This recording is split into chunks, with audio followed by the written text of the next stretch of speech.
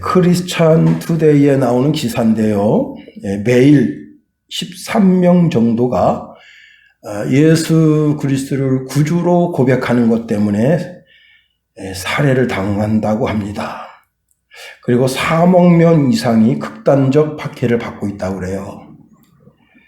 한국 오픈도어 선교에서 13일 기독교 박해 국가 순위를 정했는데 월드 워치 리스트에 의하면 2019년 10월 1일부터 2020년 9월 30일까지 이 조사가 시작됐는데 4,761명의 기독교인이 살해당했습니다. 또 4,488개의 교회가 공격을 받아서 무너지게 됐고 또 일부 파손되게 됐고요. 4,277명이 부상을 당하거나 또 체포, 구금, 투옥되는 그런 일이 벌어졌고요. 1,710명의 기독교인이 신앙인이라고 하는 단 한 가지 이유 때문에 납치를 당했습니다. 평균적으로 하루에 13명 내지 14명 정도가 살해를 당하고 있고요. 12개 교회가 공격을 받고 있다고 합니다. 우리는 대한민국이라고 하는 땅에서 너무 편안하게 신앙생활 하는데 지구촌 지금 한 어느 부분에 있어서는 예수 그리스도를 구주로 고백하고 정결하고 거룩하게 산다고 하는 그 이유 때문에 핍박을 받고 있는 거예요. 우리가 지금 코로나 때문에 신앙생활 하기가 참 벅차잖아요. 신앙을 지키는 것이 목숨을 거는 그러한 긴박한 상황 속에 우리가 있습니다. 우리가 주님을 따를 때 언제든지 다시 말하면 순교할 기회가 던지면 몸을 던질 만한 그런 각오를 가져야 됩니다. 내 마지막 내뱉는 숨, 그것이 하나님의 영광을 위해서, 내가 흘리는 땀이 하나님의 영광을 위해서, 내가 흘리는 피가 하나님의 영광을 위해서 흘리는 피가 되어야 하는 겁니다. 우리가 지난주 마태복음 10장 24절 25절 말씀에서 순교에 대해서, 죽음에 대해서 말씀을 살펴봤습니다. 예수님의 죽으심은 온 인류를 향한 죽으심이었지만 나의 죽음은 나의 구원을 이루는 죽음이었다, 그렇게 말씀을 드렸습니다. 그래서 예수님께서 하시는 말씀이 제자가 그 선생보다 또는 종이 그 상정보다 높지 못하나니, 같은 죽음이지만 예수님의 죽음은 온 인류를 위해서 자기 자신이 자기 목숨을 버리는 그런 죽음입니다. 그러나 우리가 만일 혹 순교를 당하게 된다면 그 순교는 어떻게 해요? 내 구원을 이루기 위한 순교라는 사실입니다. 미켈란젤로가 베드로 성당에 성 베드로의 거꾸로 매달려, 십자가에 거꾸로 매달려서 죽는 장면을 그린 그림이 있습니다. 베드로가 십자가 틀에 거꾸로 매달려서 그 손을 꽉 쥐고 있고요. 그리고 자기 발에다 힘을 꽉 쥐고 있습니다. 여러분, 대못을 박았는데 어떻게 피가 안 나와요? 나올 수밖에 없는 거 아니에요. 그런데 베드로는 자기 몸에서 피 한 방울 나가지 않도록 하기 위해서 끝까지 두 손과 두 발에 힘을 주고 있는 겁니다. 왜 그런가 하면 내 피로는 그 누구도 구원시킬 수 없다는 사실을 그 십자가 그림을 통해서 보여주고 있는 겁니다. 베드로를 믿은들, 아니 그 누구를 믿은들 그 피로는 구원받을 수 없다. 오직 예수 그리스도를 믿음으로 그 피의 공로로 우리가 구원받는다 하는 겁니다. 더 나아가 그럼에도 불구하고 예수님의 죽으심과 제자들의 죽으심은 같은 죽음이라는 거예요.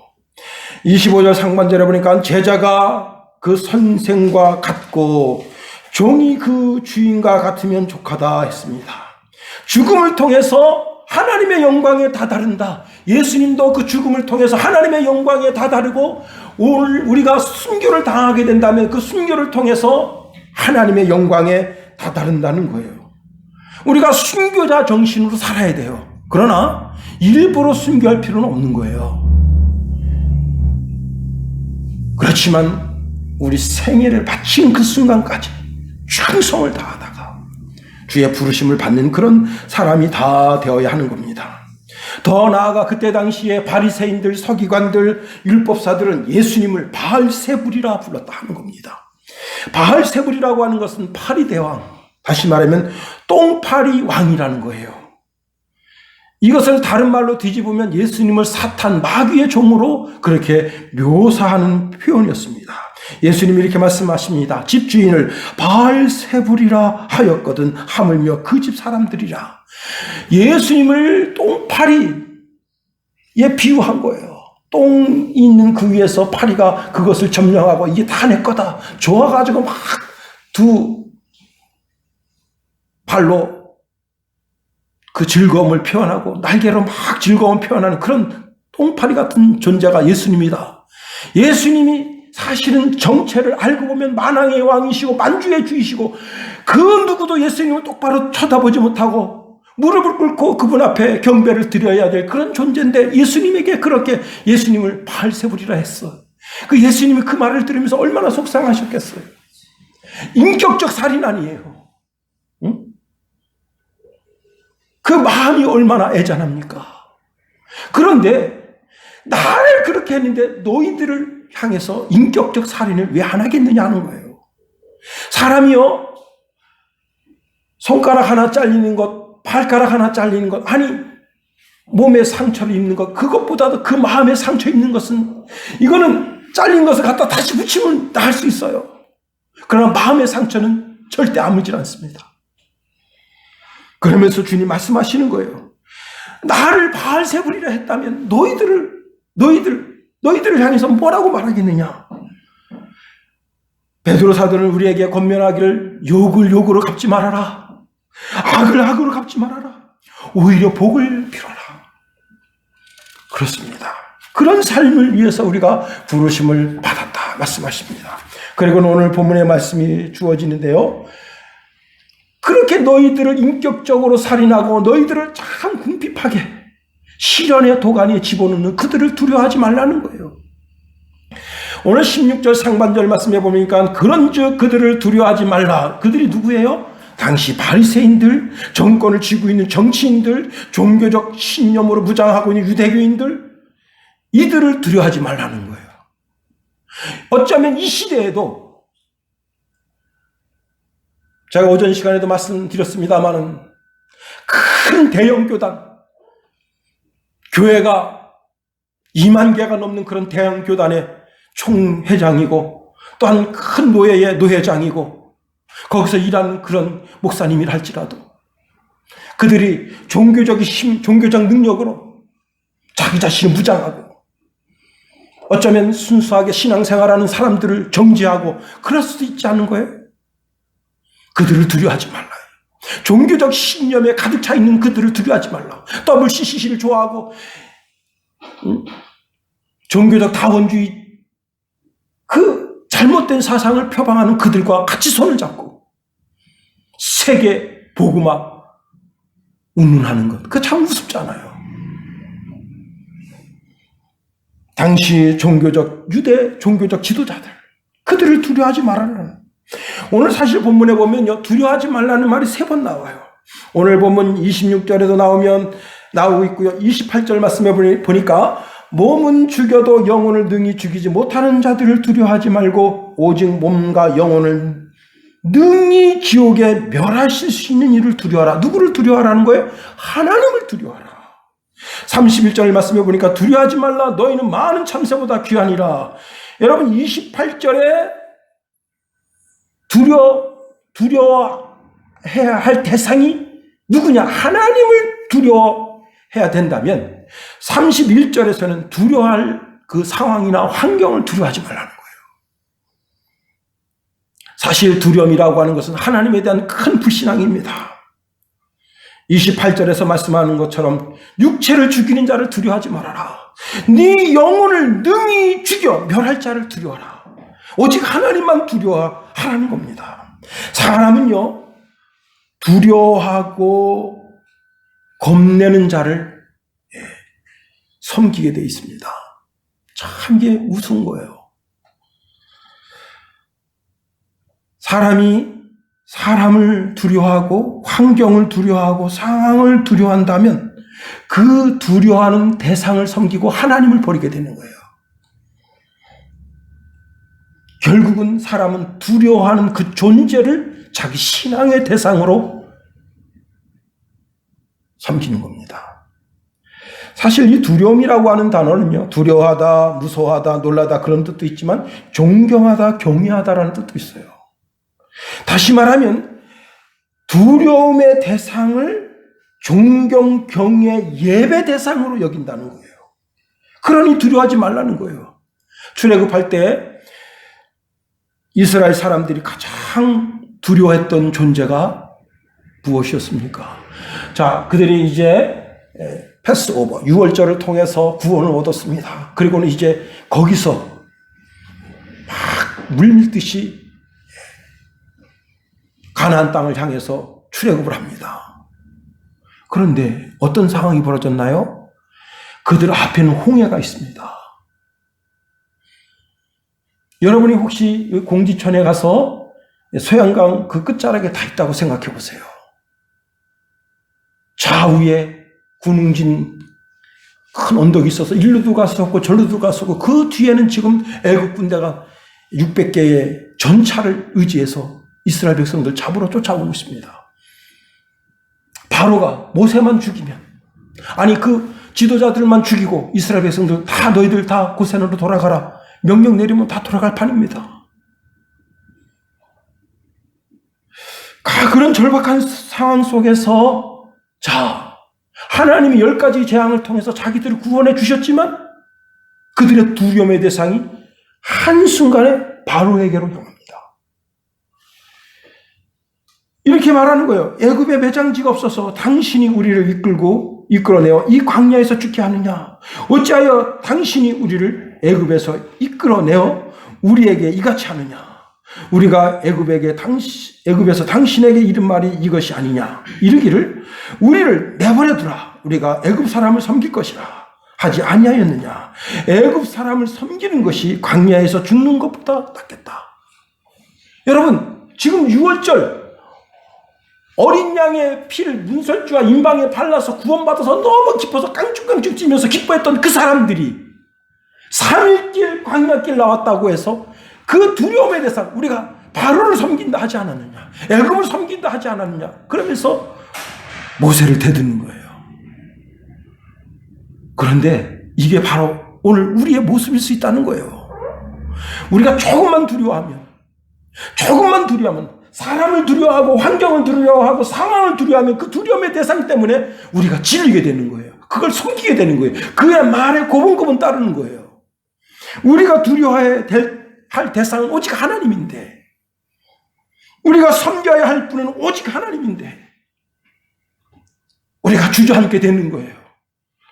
예레미야 38장 11절 13절 말씀해 보니까 여호와의 말씀이니라 너희를 향한 나의 생각은 내가 하나니 편안이요 재앙이 아니니라 너희에게 미래와 희망을 주는 것이니라 말씀하십니다. 하나님은 우리를 무섭게 겁나게 공포심을 막 조장해가지고 우리를 이끌어 가시는 분이 아니십니다. 주일 아침마다 천둥번개가 칩니다. 우랑캉캉 창을 열고 번개 치는 걸 보니까 KBS 주 안테나를 때립니다.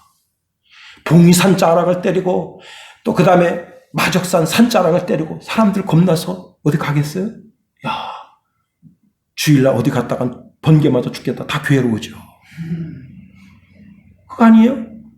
사람들은요, 하나님 그렇게 두렵게 막 조장해서 하나님 백성을 인도하시는 분이 아니십니다.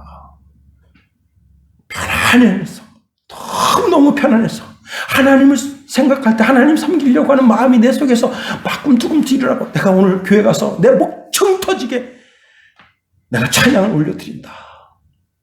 내가 오늘 주의 전에 가서 정말 목청 터져라고 내가 한번 주님을 불러본다. 벌써 1년 전인데 강원FC가 이제 와서 축구를 하게 됐어요. 저는 그냥 집에서 텔레비전을 봤는데 단체 문자가 왔어요. 아유, 강원FC 빨리 응원하러 와라. 보니까 내가 이렇게 텔레비전 딱 틀었는데 야, 진짜 너무 조금 왔어요. 사람을, 그때 코로나 시즌도 아닌데 사람이 겨우 300명 정도 왔어요. 그 참 그렇잖아요. 강원FC인데 강원 도민들이 와서 막 진짜 복작복작하고 막 응원을 해도 될까 말까인데 겨우 300명이 왔어요. 그래서 그걸 지켜보던 그 회장님이 좀 빨리 좀 와라. 그 끝날 때쯤 되는데 한 500명 정도 왔더라고요. 근데 그 이튿날 그 회장님 아내 되시는 분이 이제 권사님인데 그 권사님 만났는데 목소리가 신 거예요. 내가 아니 왜 목소리 쉬었대요? 그때 목사님 왜 안 오셨어요? 그러더라고요. 그래서 왜요? 뭐 했는데 그때 저 거기서 응원하냐고 목소리 다신 거 아니에요. 저 혼자 100사람 목소리 냈습니다. 속으로 아니 권사님 교회에서 그렇게 한번 기도 좀 해보죠. 응? 그렇게 찬송 좀 해보죠. 속으로 긁고 말을 안 했어요.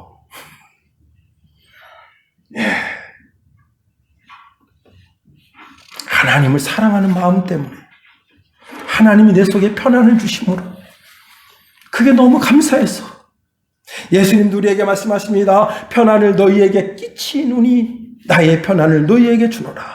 내가 너희에게 주는 것은 세상이 주는 것 같이 아니하느니라. 너희는 마음에 근심하지도 말고 두려워하지도 말아라. 얘가 왜 이럴까? 예, 잠깐만요. 어떤 목사님이 예배 드리다가 전화가 왔대요.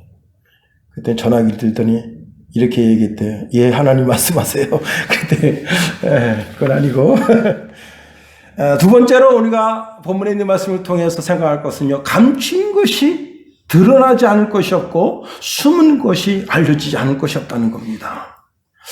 제가 이제 그 현대 엘리베이터에 스크린도어를 설치하러 다닐 때 수많은 전철역에서 무슨 일을 주로 했는가 하면 콘크리트 타설하는 일을 했어요. 특히 이제 그 중에 기억이 남는 것이 용산역인데, 용산역 그 3번, 4번 라인을 콘크리트 타설을 했습니다.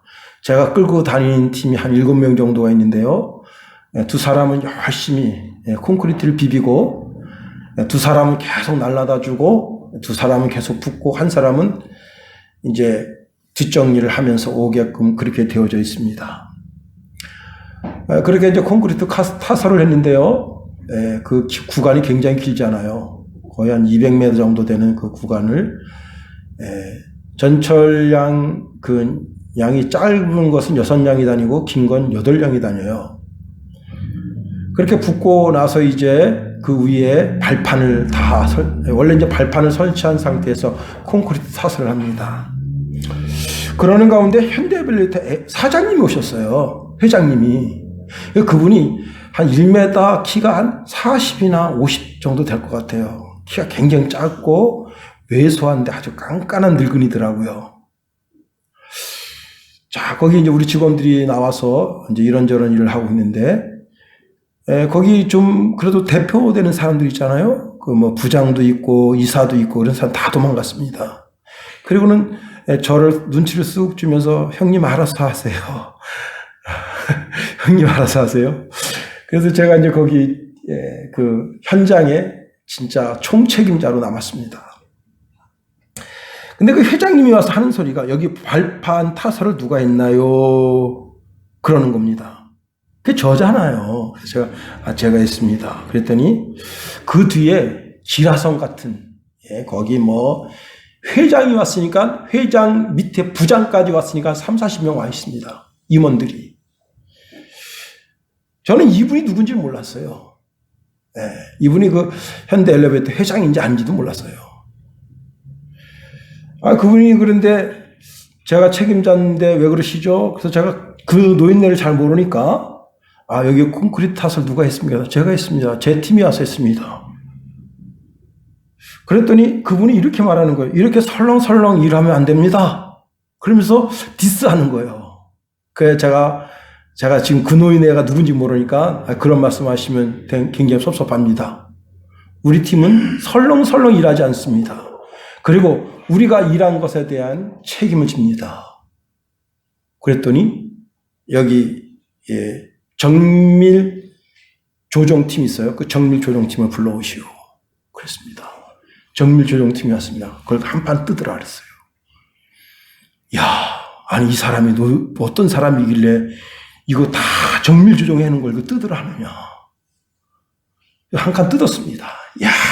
참 콘크리트가 아주 이쁘게 끝에서 이 끝까지 그냥 이쁘게 타설됐어요. 근데 그 회장이 그러는 거예요. 참 잘해놨네요. 하나 더 뜯으시다. 세 번째 칸 가서 또 뜯었습니다. 거긴 더 잘 됐어요. 쫙 돼 있는데 믿을만 합니다. 그리고 다 철수했습니다.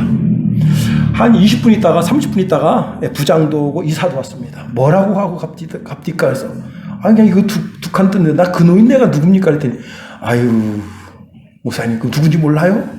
나 모른다고. 엘리베이터 회장 아닙니까? 그래요? 이야.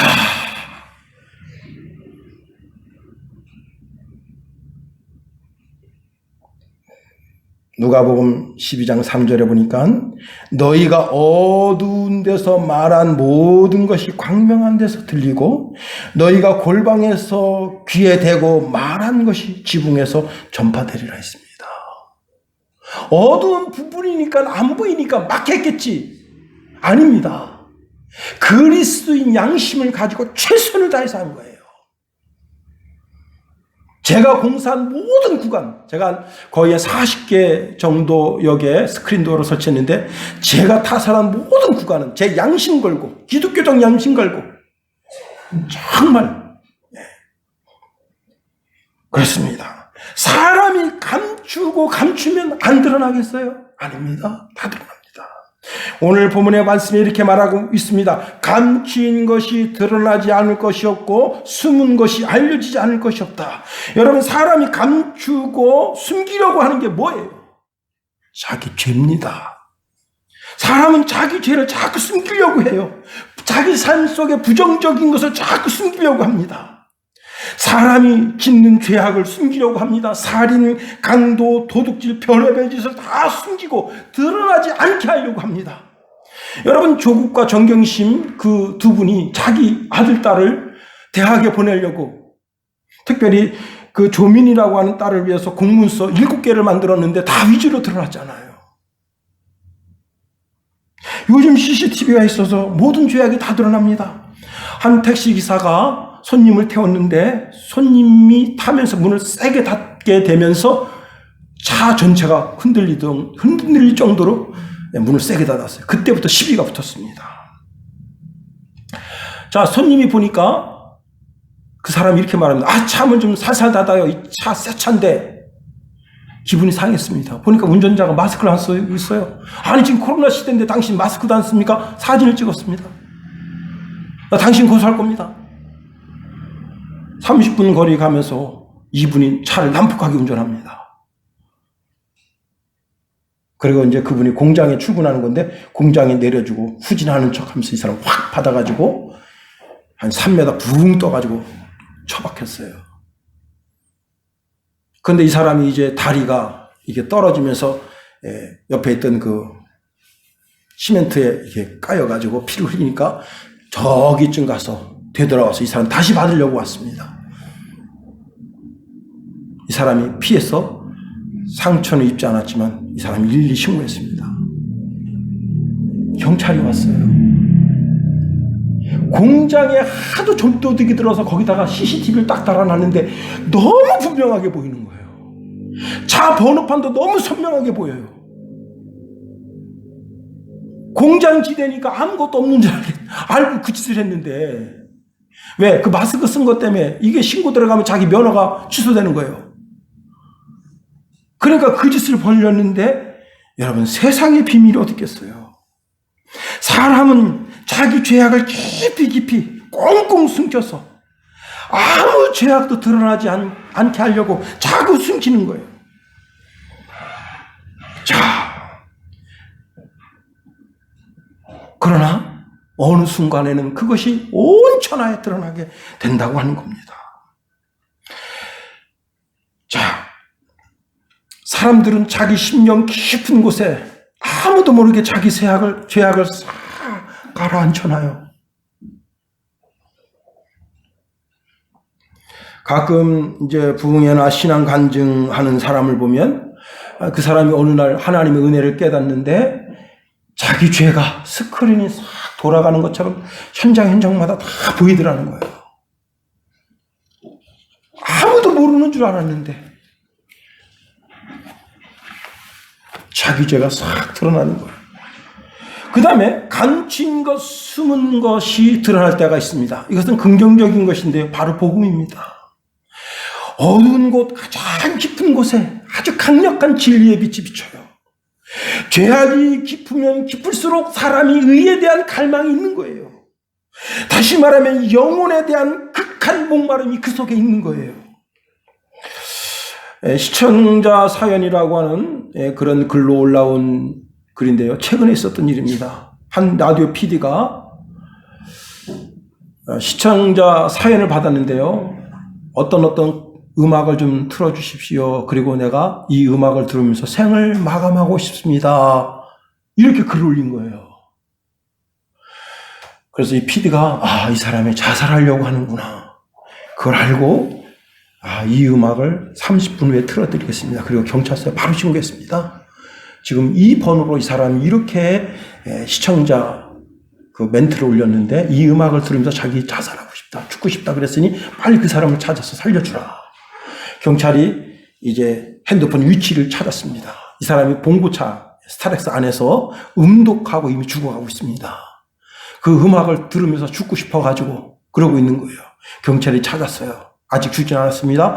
그 사람이 급하게 병원을 옮겨서 이제 위세척을 해서 살렸습니다. 죽음의 가장 깊은 심연 속에는 가장 살고 싶어하는 욕구가 있는 거예요.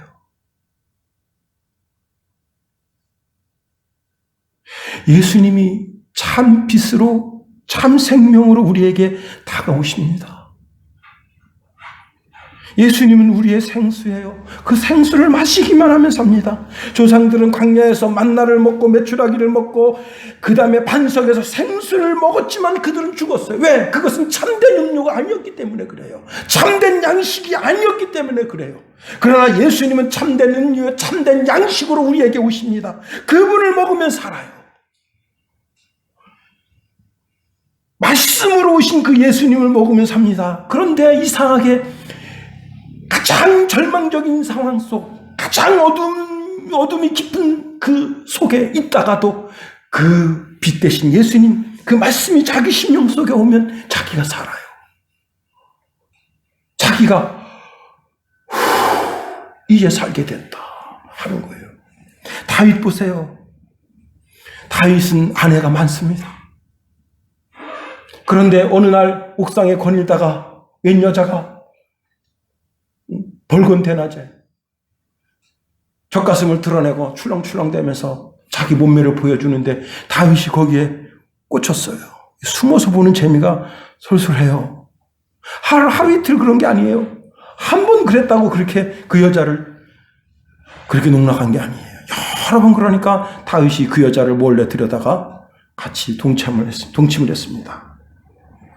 임신했다는 소식이 들려왔어요. 그래서 어떻게 했습니까? 그 남편을 불러들여서 이제 서로 동침하게 해서 그 씨가 마치 우리아 장군의 씨처럼 그렇게 희석시키려고 노력을 했습니다. 그런데 우리아가 말을 듣지 않아요. 그래서 요바 장군에게 명령 내립니다. 죽여라. 그래서 그 산하 부대장한테 편지를 써서 보냈습니다. 우리아를 최전방에 보내서 쓰잘데없는 전쟁을 일으켜서 맹렬하게 싸우다 죽게 하라. 최전방 소대장은 뭣도 모르고 명령을 내립니다. 그래가지고 별로 쓰잘데없는 전쟁에 휘말려서 우리아가 죽게 됐습니다. 자, 이 죄를 누가 알아요? 아무도 몰라요. 누구만 아는 거예요? 다윗과 요압 장군만 알아요. 하나님도 몰라요. 천사도 그 누구도 몰라요. 그렇게 여기는 거예요, 다윗이. 아주 뻔뻔하게. 의인인 것처럼. 그리고는 밧세바를 탁 데리고 와서, 궁에 데리고 와서 자기 아내로 아예 취합니다. 그때 아주 무명의 선지자가 그를 찾아가서 책망합니다.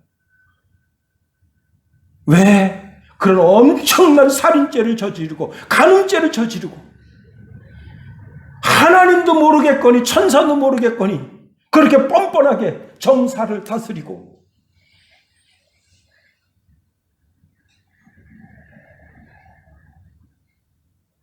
다윗이 자기 이불이 눈물로 젖어서 거기에 곰팡이가 필 정도로 울어댔습니다. 그리고 지은 씨가 시편 51편이에요. 하나님이여 주의 인자를 쫓아 내게 은혜를 베푸시며 주의 많은 긍휼을 따라 내 죄악을 지워주소서. 나의 죄악을 맑게 씻기소서. 나의 죄를 깨끗이 제하소서. 물은 나는 내 죄가를 아오니 내 죄가 항상 내 앞에 있나이다. 여러분, 복음이 들어가면, 말씀이 들어가면 자기 죄악 때문에 가슴 아파하는 거예요. 그 죄악을 자기에게서 지우고 싶어 하는 거예요. 그것을 잘라내고 싶어 하는 거예요. 그런데 세상의 그 어떤 것으로도 그 죄악을 지울 수는 없습니다. 오직 그 죄악을 지울 수 있는 것이 예수 피밖에 없는 거예요. 그렇습니다. 그러니 자기 죄가 하나님 앞에 드러났어요. 그 죄악이 다 하나님께로부터 깨끗하게 우슬초로 내 죄를 청해 주시옵소서 하고 간구했어요. 그 죄악이 용서함 받으니 비록 자기가 부끄러운 죄를 저질렀더라도 많은 사람 앞에 내가 그런 죄를 저질렀는데 하나님이 내 죄를 사해 주셨다. 기쁨으로 그것을 간증할 수 있는 거 아니에요? 그렇습니다. 여러분, 이 세상에서 가장 어두운 곳이 어디겠어요? 저 깊은 힘의 바다이겠습니까? 아니면 땅속 가장 깊은 곳이 가장 어둡겠습니까? 금요 기도회를 하고 집에 돌아가는데 우리 성훈이가 그럽니다. 어둠에 대해서 이야기하는데 참 깨달을 진리가 참 많습니다. 그 우주의 가장 어두운 그곳이 가장 어두운 곳이겠어요? 아닙니다. 사람의 심령이 가장 어두워요. 그 깊은 곳. 그래서 창세기 1장 2절에 보니까 땅이 혼돈하고 공허하며 흑암이 깊음 위에 있고 하나님의 영은 수면 위에 운행하시니라. 혼돈스럽고 공허하고 흑암이 있는 그 어둠 속에 생명의 빛이 비칩니다. 요한복음 1장 3절에 보니까 빛이 어두움에 비친다 했습니다. 예레미야 7장 9절 10절 말씀해 보니까 만물보다 거짓되고 심히 부패한 것은 사람의 마음이라.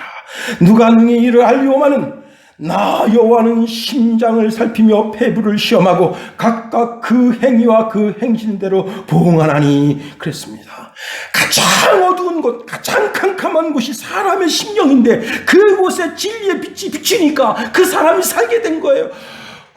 살게 됐다. 살게 됐다. 그러니 살게 된 그 기쁨으로 인해서 온 천하에 내가 예수 믿고 살게 됐다. 그것을 어디서 드러낸다고요? 오늘 본문에 보니까 집 위에서. 여러분 27절 다 같이 한번 읽어봅니다. 27절 시작. 내가 너희에게 어두운 데서 이르는 것을 광명한 데서 말하며 너희가 귓속말로 듣는 것을 집 위에서 전파하라. 여기 집 위라고 하는 것이 바로 옥상인데요. 유대인들은 옥상이 좀 남다른 의미가 있어요. 거기가 바로 기도하는 곳이에요. 거기가 바로 가족들이 모여서 하나님 말씀 듣는 곳이에요. 거기서 바람을 쐬고 하나님의 말씀을 묵상하는 곳이에요. 거기서 그 진리의 말씀을 깨닫고 내가 살게 됐다. 그리고 너무너무 감사해서 거기서 온 사람, 천하 모든 사람들이 다 듣도록 내가 예수 때문에 살게 됐다고 전파하게 된다는 거예요. 시골에 가면은 종을 칩니다. 우리 김관우 집사님이 종치기예요. 오늘은 또 주보를 전달해주는 안내요원이라 해서 빨리 갔어요. 여러분, 시골 교회 종을 땡그랑 땡그랑 외치는 거예요. 와서 천국 복음 들으라. 네 영혼이 살도록. 우리나라 엑스포 74가 있었습니다. 엑스포 74는 1974년 8월 13일서부터 8월 15일까지 여의도 광장에서 기독교인 100만 명이 모여서 영적 대각성 운동을 일으켰습니다. 자, 대단한 거죠. 박정희 대통령 때입니다. 어떤 분들은 박정희 대통령님이 어떤 종교도 갖지 않은 것으로 착각하는데, 여러분, 박정희 대통령님은 철저한 기독교인이었어요. 잘 몰라서 하는 소리예요. 철저한 기독교인이었습니다. 자기 정치 시야에 어떻게 여의도 광장에 100만 명이 모여서 기도하는데 그걸 허락해 줍니까? 독재자고 공산주의자고 민주주의자고 다 그 두려워하잖아요. 100만 명이 모이는 거 두려워하잖아요.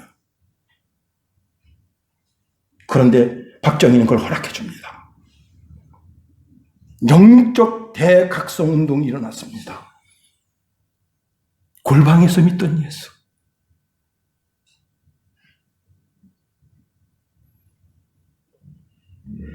쪽복음만 들고 있어도 목이 달아나던 그런 시대가 우리나라에 있었어요.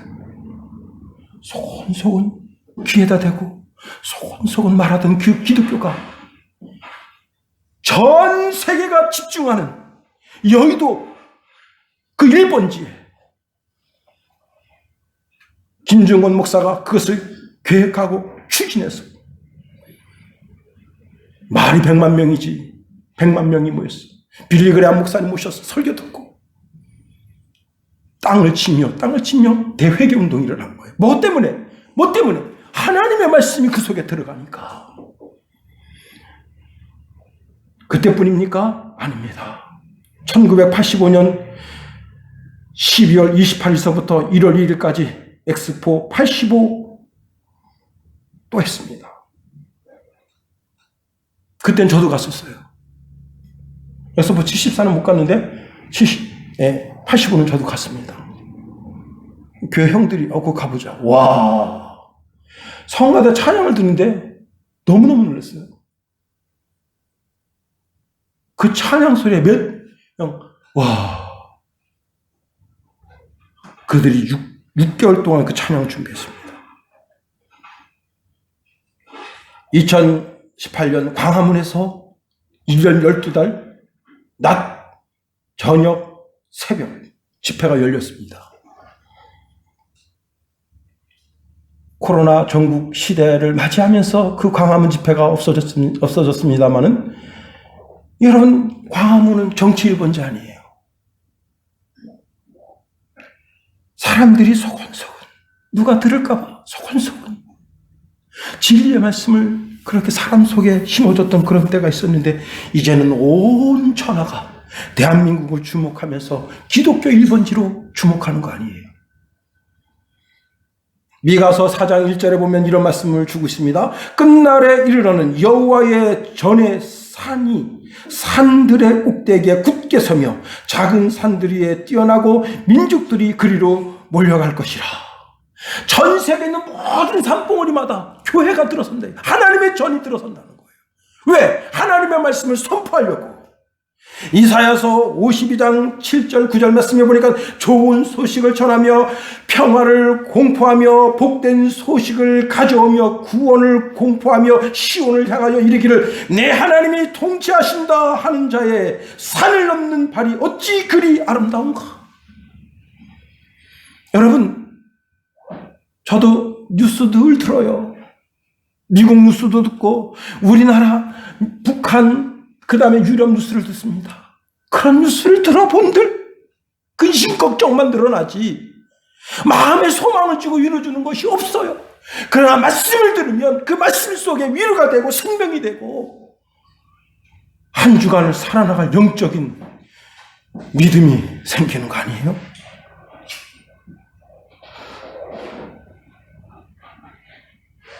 이제 말씀을 마칩니다. 우리가 세상에 나가서 작은 산봉우리가 되어야 되는 겁니다. 우리가 세상에 나가서 하나님의 성전으로 사람들 귀에 하나님의 말씀을 들려줘야 되는 거예요. 소곤소곤 들려줘야 되는 거예요. 그러면 그 사람이 온 천하 만민에 외치게 될 겁니다. 오늘 그 옥상 위에서 지붕 위에서 선포되어지는 말씀처럼 여러분의 삶을 통해서, 여러분의 언어를 통해서, 여러분의 행동거지 하나하나를 통해서, 여러분의 입술의 고백을 통해서 하나님이 온 천하 만국에 참 구주이심이 선포되는 그런 삶을 살아가게 되기를 예수님의 이름으로 축원해드립니다. 기도하겠어요. 하나님, 우리를 붙드시며 인도하여 주시옵소서. 하나님이여, 우리가 순교자적 정신을 가지고 살아나가며 이렇게 어둡고 척박한 심령 속에 심겨진 복음이 온 천하 만국에 선포되어지는 복된 말씀이 되어서 전 세계를 구원하는 구원자가 대한민국에서 생겨나며 선교사들이 생겨나며 우리 이 땅에 남아있는 그리스도인들은 이 땅을 책임지는 그런 복음의 사람으로 살게 하소서. 우리가 그런 삶을 이 한 주간 살기를 원합니다. 우리를 도우시며 인도하소서. 예수님 이름으로 감사하며 기도합니다. 아멘.